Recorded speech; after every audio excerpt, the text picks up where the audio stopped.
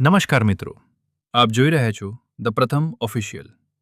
આજે આપણે ગુજરાતના હવામાનની સંપૂર્ણ આગાહી, વરસાદની સંભાવના, ચોમાસાની સ્થિતિ અને ખેડૂતો માટેના મહત્વના સમાચાર જાણીશું. તાજેતરના હવામાન વિભાગના અનુમાન મુજબ ગુજરાતના અનેક વિસ્તારોમાં ગાજવીજ સાથે વરસાદની શક્યતા છે અને કેટલાક જિલ્લાઓમાં પવનની ગતિ પણ વધી શકે છે. આજે સૌરાષ્ટ્ર, કચ્છ અને દક્ષિણ ગુજરાતના વિસ્તારોમાં વાદળછાયું વાતાવરણ જોવા મળી શકે છે. કેટલાક વિસ્તારોમાં હળવાથી મધ્યમ વરસાદની શક્યતા છે. જૂનાગઢ, ગીર સોમનાથ, અમરેલી અને રાજકોટ જિલ્લામાં છૂટાછવાયા વરસાદી ઝાપટા પડી શકે છે. જૂનાગઢ, રાજકોટ, અમરેલી, ભાવનગર, જામનગર, પોરબંદર, અમદાવાદ, વડોદરા, સુરત, ભરૂચ દરેક જિલ્લાના તાપમાન, પવન અને વરસાદની શક્યતા વિશે વિગતવાર સમજાવો.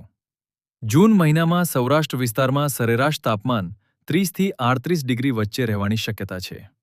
દક્ષિણ પશ્ચિમ ચોમાસું ધીમે ધીમે આગળ વધી રહ્યું છે. આગામી દિવસોમાં ગુજરાત તરફ તેની પ્રગતિ પર હવામાન વિભાગ નજર રાખી રહ્યું છે. આ વર્ષે ચોમાસું સામાન્ય કરતાં થોડું નબળું રહેવાની સંભાવના વ્યક્ત કરવામાં આવી છે.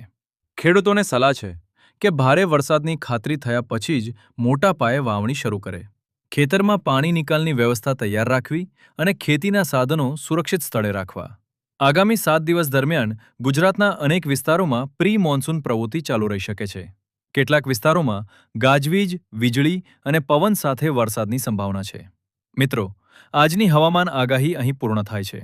જો તમને આ માહિતી ઉપયોગી લાગી હોય તો વિડીયોને લાઇક કરો, ચેનલને સબસ્ક્રાઇબ કરો અને બેલ આઇકન જરૂર દબાવો. હું ફરી મળીશ નવી હવામાન અપડેટ સાથે. જય હિન્દ, જય ગુજરાત.